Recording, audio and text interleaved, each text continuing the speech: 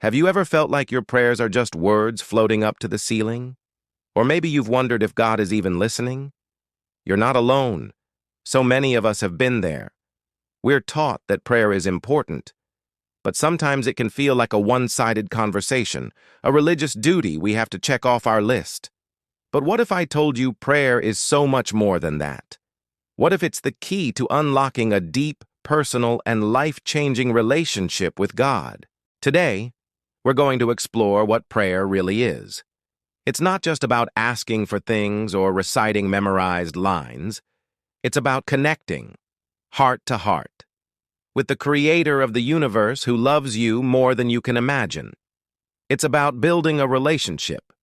Think about your closest friend. Your relationship didn't just happen overnight, right? It was built through conversations, shared experiences, listening, and just being together. Prayer is exactly like that with God. It's the way we share our lives with Him, our joys, our fears, our dreams, and our worries. It's where we get to know His heart, and He gets to know ours. The Bible tells us in James 4:8, "Draw near to God, and He will draw near to you." That's a promise. Prayer is our invitation to Him, and His response is to draw closer to us. So, how do we start building this conversational relationship? Let's break it down. First, let's ditch the idea that prayer has to be formal or perfect. You don't need fancy words. God isn't a grammar teacher grading your sentences. He's a loving Father who wants to hear from His child. You can talk to Him just like you're talking to me right now. You can pray while you're driving, washing dishes, or walking your dog. It can be as simple as, "God, thank you for this beautiful sunrise," or, "Lord, I'm feeling really stressed today. Please help me." This is what the Bible means when it says to pray without ceasing. It's not about being on your knees 24/7, but about maintaining a constant, open line of communication with God throughout your day. A great way to structure your prayer time, especially when you're starting out, is using the acronym ACTS. It stands for Adoration, Confession, Thanksgiving, and Supplication. Let's walk through it. Adoration is simply praising God for who He is. It's looking beyond what He does for you and just worshiping His character. You could say, "God, you are so mighty, so loving, so faithful." This shifts our focus from our problems to His greatness.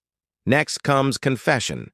This is about being honest with God about our mistakes. It's not about groveling in shame, but about agreeing with God about where we've missed the mark and accepting His forgiveness.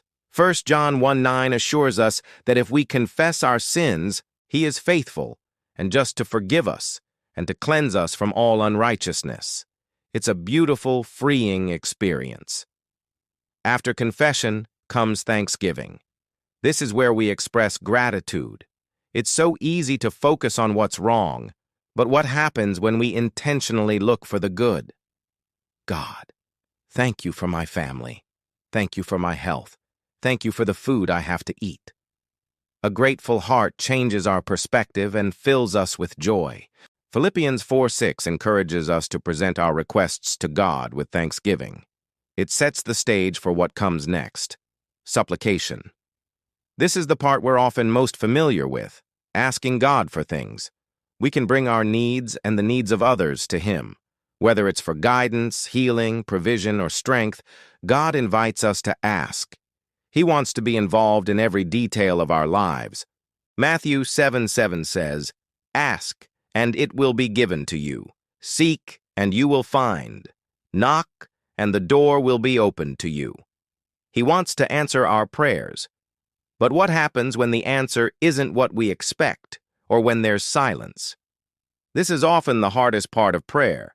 It's in these moments that our faith is truly tested and deepened. Silence from God doesn't mean absence. Sometimes God is quiet because He's working in ways we can't see. Sometimes He's teaching us to trust Him more deeply, to lean not on our own understanding, but on His sovereignty. Remember, prayer is a two-way conversation. That means we also need to learn to listen.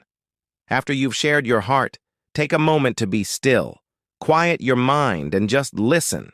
God speaks in many ways. Through His Word, the Bible, through the gentle prompting of the Holy Spirit, through other believers, or even through circumstances. Learning to recognize His voice takes practice, but it's one of the most rewarding parts of the journey.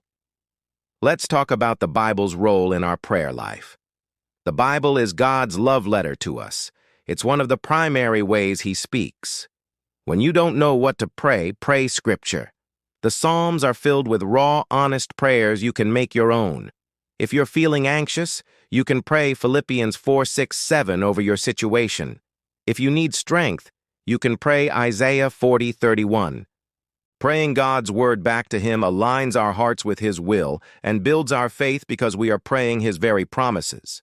It's a powerful way to ensure our prayers are in line with what He desires for us. Think about Jesus' own prayer life. He often withdrew to lonely places to pray. If Jesus, the Son of God, needed that time to connect with the Father, how much more do we? He gave us a model for prayer in the Lord's Prayer, which starts with Our Father. This immediately establishes the nature of our relationship. He is our Father, and we are His beloved children. The prayer goes on to praise God, to ask for His will to be done, for our daily needs to be met, for forgiveness and for protection. It's a perfect, comprehensive guide. It teaches us to prioritize God's kingdom first, trusting that He will take care of everything else. Let's make this practical. I want to challenge you this week to try something.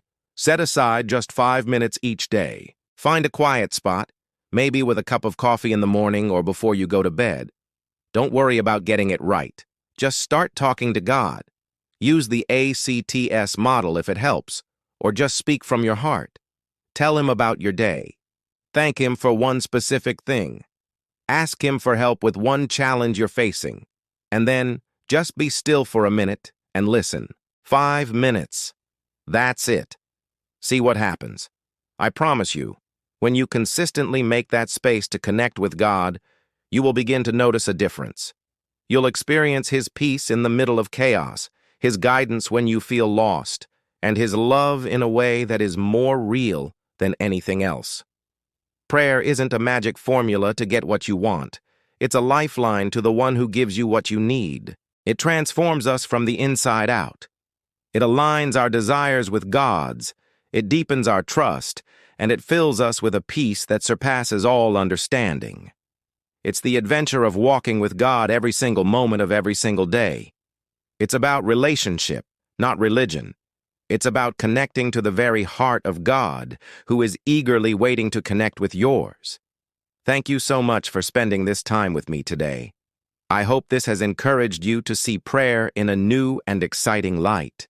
If this video was helpful, please give it a thumbs up and consider subscribing to the channel for more content that helps you grow in your faith. And I'd love to hear from you in the comments. What's one thing you're going to try in your prayer life this week? Let's encourage one another. God bless you, and I'll see you in the next video.